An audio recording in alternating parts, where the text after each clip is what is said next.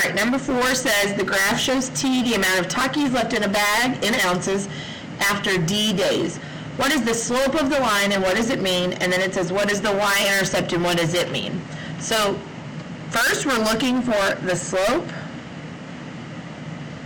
and then we're going to look for the y-intercept, and then we're going to talk about what they mean in terms of ounces and days.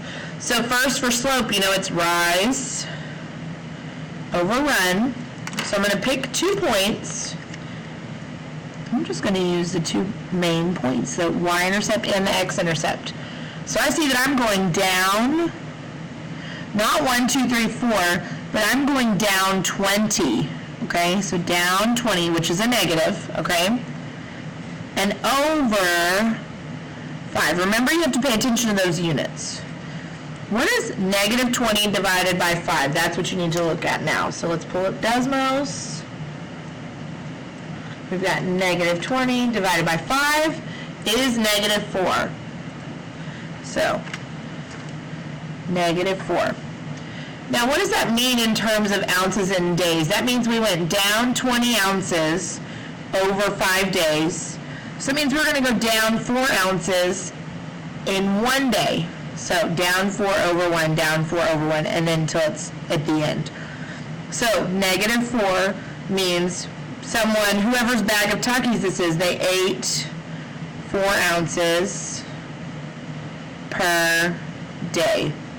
Or the bag decreased by 4 ounces per day, okay? Now let's talk about the y-intercept. The y-intercept is where it crosses the y-axis. Here's your y-axis. It crosses right here at 20. So the y-intercept is 20. And what does that mean? That means the bag started with 20 ounces.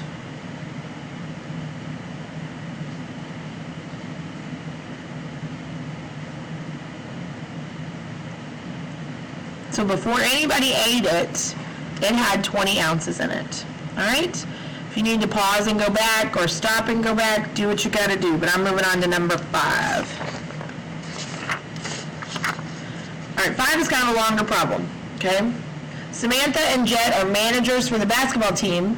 They want to order jackets for the team members. They're deciding between the 2 companies, Jackets to Go and Custom Coats, and want to choose the cheapest one. So the information about Jackets to Go is right here, okay? It says Jackets to Go has a $35 setup fee and charges $10 per jacket. So those 2 numbers are important, right? Then for Custom Coats, the graph shows the cost of ordering. So, and if you have trouble reading these numbers, remember that they are in that doc I shared with you, okay? So if I look at Custom Coats, I see that it starts at $10, so I bet that's the setup fee. So we've got a $35 setup fee and a $10 setup fee. And then it looks like if I go over 1, it's up to 30 and over 1. So it costs about $20 per jacket. So, because it went up $20 and over 1, up $20 over 1. Okay, so it says which company charges more per jacket. So I know Jackets to Go, I'm going to call that J, charges $10 per jacket. Okay? And then Custom Coats, so I'm going to call that C. The slope is what you're looking for. So that $10 per jacket is your slope for this situation. And then your slope on this graph is going to be the cost per jacket. So rise over run.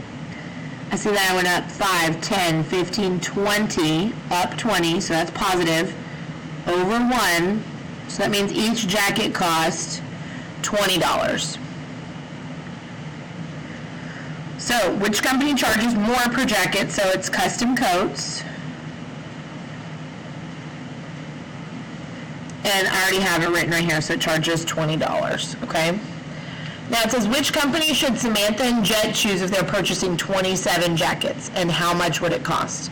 So this is where I'm going to test both companies, okay? So talking about Jackets to Go, they charge $35 just to set it up, plus $10 per coat, and I'm buying 27, okay?